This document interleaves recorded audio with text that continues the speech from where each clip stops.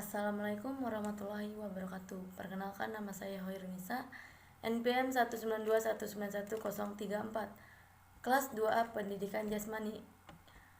Di sini saya akan menjelaskan mengenai tugas TBM motorik yang berjudul Strategi Belajar dan Mengajar Gerak. Strategi merupakan usaha untuk memperoleh kesuksesan dan keberhasilan dalam mencapai suatu tujuan. Dalam dunia pendidikan, strategi dapat diartikan sebagai perencanaan yang berisi tentang rangkaian kegiatan yang didesain untuk mencapai tujuan pendidikan tertentu. Strategi pembelajaran gerak juga suatu kegiatan pembelajaran yang harus dikerjakan pengajar dan peserta didik agar tujuan dapat dicapai secara efektif dan efisien. Dalam strategi belajar dan mengajar gerak meliputi pengaturan materi belajar, pengaturan waktu latihan, pengaturan lingkungan belajar, dan metode mengajar. Selanjutnya kita akan menjelaskan satu persatu terlebih dahulu. Yang pertama yaitu mengenai pengaturan urutan materi belajar. Urutan penyajian berguna untuk menentukan urutan proses pembelajaran. Tanpa urutan yang tepat, jika di antara beberapa materi pembelajaran mempunyai hubungan, akan menyulitkan peserta didik untuk mempelajarinya. Ada pula contohnya, ketika seseorang belajar teknik dasar passing atas bola voli, tentu anak tersebut harus diberi urutan materi seperti materi awal, yaitu sikap berdiri, kemudian cara memantulkan, hingga akhirnya gerakan keseluruhan materi pembelajaran yang sudah ditentukan ruang lingkup serta kedalaman dapat diurutkan.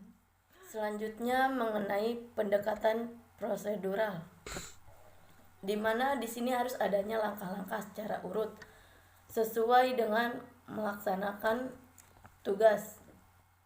Selanjutnya mengenai pendekatan hierarkis, yaitu menggambarkan urutan yang bersifat berjenjang dari bawah ke atas. Seorang peserta didik harus mempelajari materi sebelumnya sebelum pindah ke materi yang baru. Anak bisa dan menguasai materi sebelumnya adalah syarat tertentu. Selanjutnya pengaturan waktu latihan. Berkaitan dengan seberapa siswa akan melakukan tugas gerak, waktu pula yang akan menentukan seberapa produktif lingkungan pengajarannya. Untuk mempermudah dalam mengatur waktu latihan, bisa dicoba dengan yang pertama, jadwal olahraga yang fleksibel. Masukkan olahraga dalam jadwal harian. Memiliki rencana cadangan, ubah pola pikir, dan nikmati aktivitasnya. Selanjutnya, pengaturan lingkungan belajar gerak.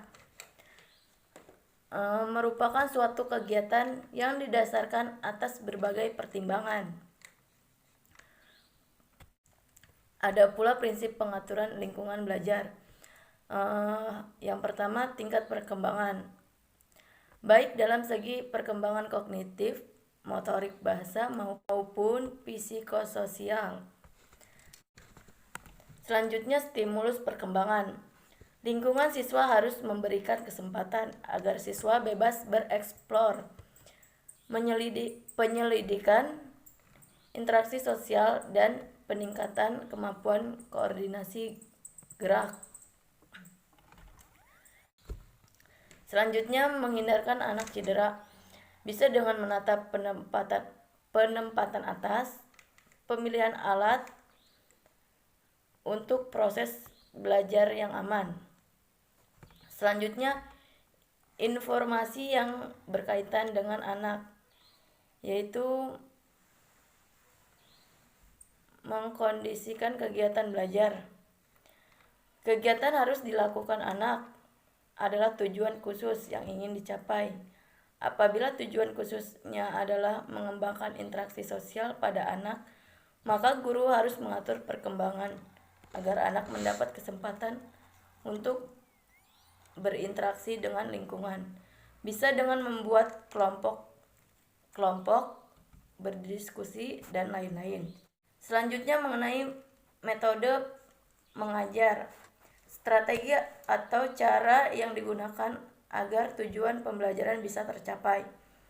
Di sini kita akan menggunakan metode ceramah, metode diskusi, resitasi, ringkasan materi, eksperimen, demonstrasi, discovery, aktif siswa untuk mencari, memahami sendiri. Dalam metode ceramah adalah metode pembelajaran yang disampaikan secara lisan langsung kepada para peserta didik.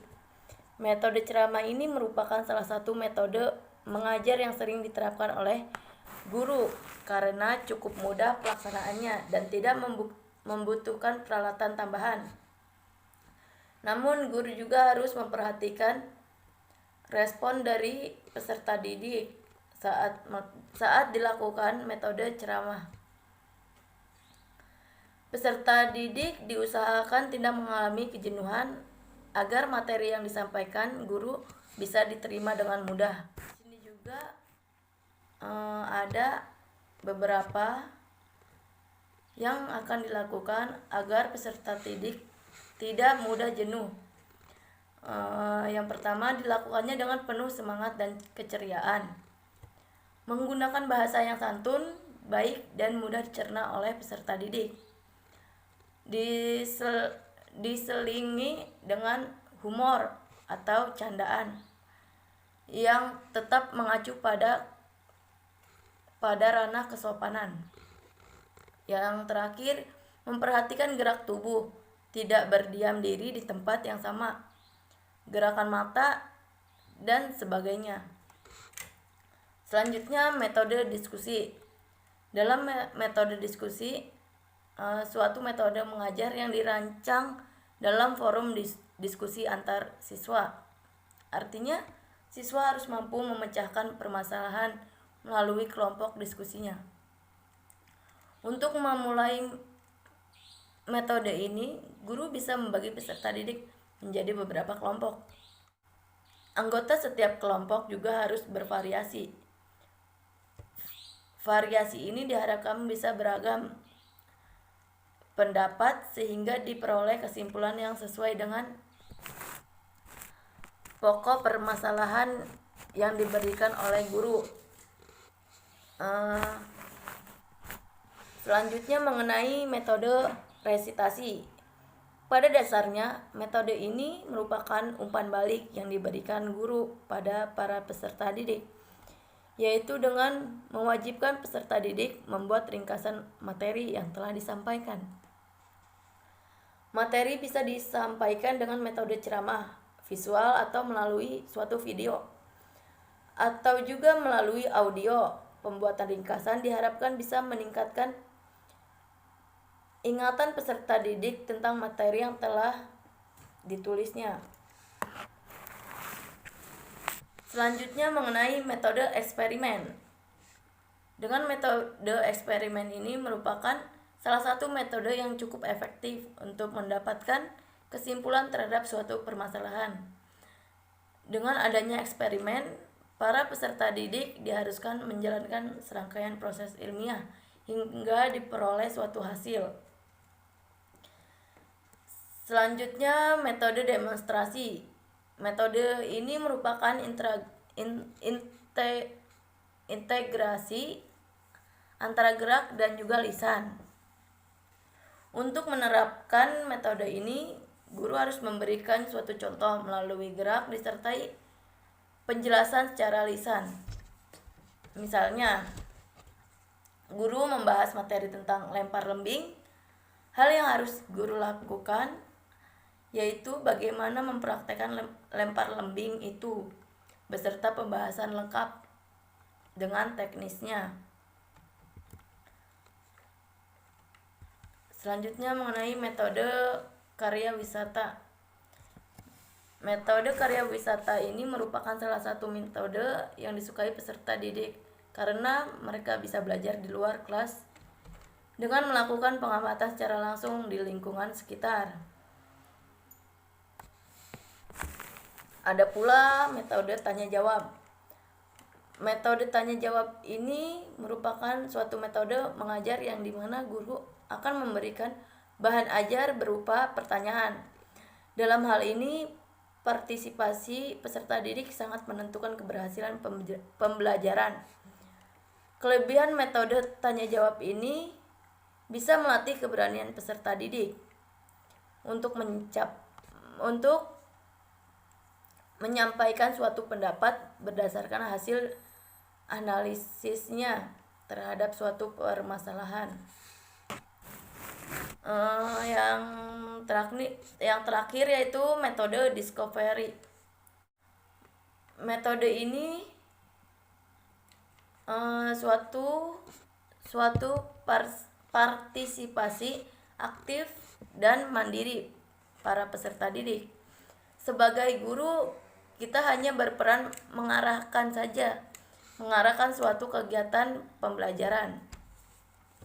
Untuk mempelajari materi secara keseluruhan, dibutuhkan keaktifan dan kemandirian pada peserta didik dalam mencari, memahami, dan menemukan inti dari materi yang sedang dipelajari. Itulah mengapa metode ini disebut metode penemuan. Mungkin itu saja yang bisa saya sampaikan. Bila mana terdapat kesalahan, mohon maaf. Sekian dari saya. Wassalamualaikum warahmatullahi wabarakatuh.